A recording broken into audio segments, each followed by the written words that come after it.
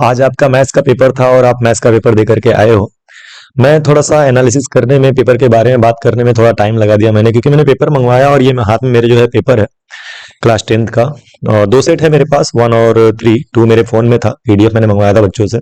तो मैंने सोचा थोड़ा अच्छे से एनालिसिस कर लें, क्योंकि बच्चे कह रहे थे पेपर टफ है, पेपर टफ है। तो मैं एक बार अच्छे से एनालिसिस कर लूं और उसके बाद से इस पे मैं कुछ कहूं, कोई बात कहूं। तो मैंने खूब अच्छे से एनालिसिस किया, एक एक सेक्शन को अच्छे से पढ़ा, सॉल्व किया और देखा। तो उस बेसिस पे मैं आपके सामने अपना पॉइंट ऑफ व्यू रखने वाला हूं। और भी लोगों की बातें जो मैंने बच्चों से सुनी है, जो टीचर्स से सुनी है, जिन टीचर्स से भी बातचीत के दौरान मुझको जो पता चला और जो बच्चों से बातचीत के दौरान पता चला, वो सारी चीजें लेकर के मैं आज रिव्यू करूंगा कि आज का जो एनालिसिस है वो मैथमेटिक्स के पेपर को लेके कैसा है। तो सबसे पहली बात, मेरा जो ओपिनियन है वो ये है कि जो सेक्शन ए था, सेक्शन ए यानी कि एमसीक्यू, भाई साहब अगर ऑप्शन हटा दिया जाए ना, ऑप्शंस को केवल हम हटा दें, तो हर एक क्वेश्चन को लगभग 5-6 क्वेश्चन अगर छोड़ दिया जाए तो हर एक क्वेश्चन को 2 मार्क्स या 3 मार्क्स का बनाया जा सकता है। इतना ज्यादा लेंदी, मतलब आप ये एमसीक्यूज दे रहे हो तो एमसीक्यूज आप बोर्ड एग्जाम में दे रहे हो, 20 एमसीक्यूज होते हैं और आप ज्यादा से ज्यादा एक्सपेक्ट करते हो कि बच्चा 30 से 40 मिनट 50 मिनट में कर ले। लेकिन इतना ज्यादा लेंदी कि हर एक क्वेश्चन में बच्चों को टाइम लगा होगा सॉल्व करने में। तो मैं इसको टफ और लेंदी बोलूंगा कि ये खतरनाक था, टफ था। सेक्शन बी की बात करें तो थोड़े क्वेश्चंस इजी थे, बट इसमें भी टाइम टेकिंग क्वेश्चन थे और कुछ क्वेश्चंस ट्रिकी थे। ठीक है, दो क्वेश्चन के आसपास ट्रिकी था। सेक्शन सी मॉडरेट कह सकता हूं मैं, ठीक है, इसको मैं मॉडरेट कहूंगा। क्वेश्चन ठीक ठाक थे। रिपीटेड क्वेश्चन इस बार सीबीएसई ने डाले ही नहीं, मतलब जो होता है ना कि फ्रीक्वेंसी जिसकी ज्यादा होती है, जैसे बीपीटी हो गया, रूट 3 की प्रूविंग वगैरह हो गई, ऐसे क्वेश्चन सीबीएसई ने डाला ही नहीं। एलसीएम एससीएफ से भी क्वेश्चन टफ था, जिन्होंने किया होगा वही कर पाएंगे, अदरवाइज आप फंसोगे। बात करते हैं सेक्शन डी और सेक्शन ई का, जो हमारा सबसे इंपॉर्टेंट सेगमेंट है और सबसे डरावना, और इसी को इन्होंने खूब टफ किया। पहले तो ट्रिग्नोमेट्री कह रहा हूं, ट्रायंगल और सर्कल के क्वेश्चन इसमें डाल दिए, एज वेल एज अनप्रेडिक्टेबल, मतलब बच्चा प्रेडिक्ट ही ना कर पाए कि कहां से क्या आ रहा है। तो ये सेक्शन डी और सेक्शन ई जो था वो भी बहुत ज्यादा टफ था, सेक्शन ई भी टफ ही था। तो कुल मिला के ओवरऑल जो आज के पेपर की मैं बात करूं तो मैं इसको रखूंगा टफ एंड लेंदी। ये आज का पेपर जो था टफ था और लेंदी था मेरे हिसाब से।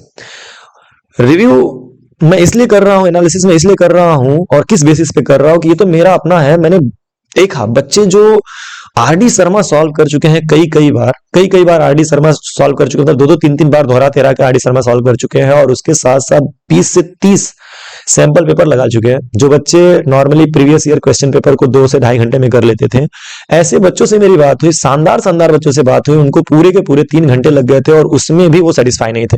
रिवीजन करने की तो बात ही छोड़ दो, इतना ज्यादा टफ था।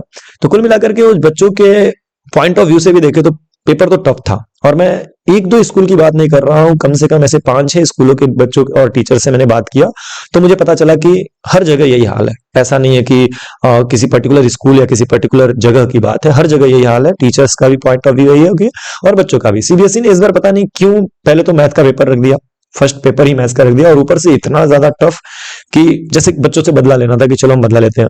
जिन बच्चों ने आरडी शर्मा जैसी शानदार किताब को सॉल्व किया था, क्या बोलते हैं, सैंपल पेपर्स लगाए थे, बहुत सारे सैंपल पेपर्स लगाए थे, उन बच्चों का पेपर भी ठीक से नहीं गया। जो बच्चे ऑनलाइन वन शॉट देख करके, मैराथन देख करके गए थे, उनकी तो हालत ही खराब हो गई।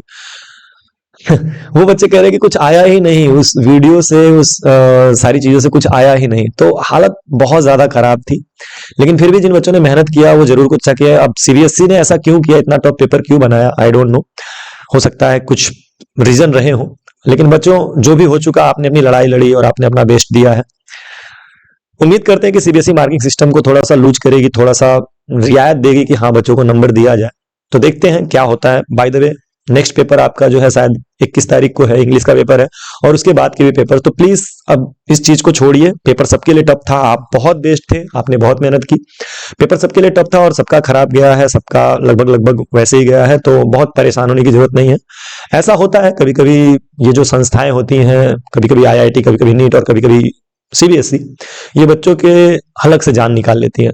और हमें इन्हीं सब परिस्थितियों से सीखना है कि सिचुएशंस कुछ भी हो सकती हैं। सो पैनिक मत होइए प्लीज, आप जो है आराम से नेक्स्ट पेपर की प्रिपरेशन करिए और कोशिश करिए कि आपका ये जो मैथमेटिक्स में गड़बड़ी हुआ है उसकी भरपाई हम नेक्स्ट पेपर में कर पाए। ठीक है, तो पैनिक नहीं होना है, आराम से करना है। और जिन बच्चों ने 80 में 80 किया है वो आउटस्टैंडिंग है, बहुत अच्छी बात है। आपने पूरा पेपर अगर अटेम्प्ट किया है तो बहुत अच्छी बात है, काबिल तारीफ है। और जिन बच्चों का मतलब हो गया है, थोड़ा बहुत इधर उधर हुआ है, तो कोई बात नहीं, अब क्या ही कर सकते हैं। ठीक है, तो best of luck next paper के लिए, आप उसके लिए तैयारी करिए और मेहनत करिए, बाकी कोई बात नहीं है। ठीक है, आगे बढ़ते हैं।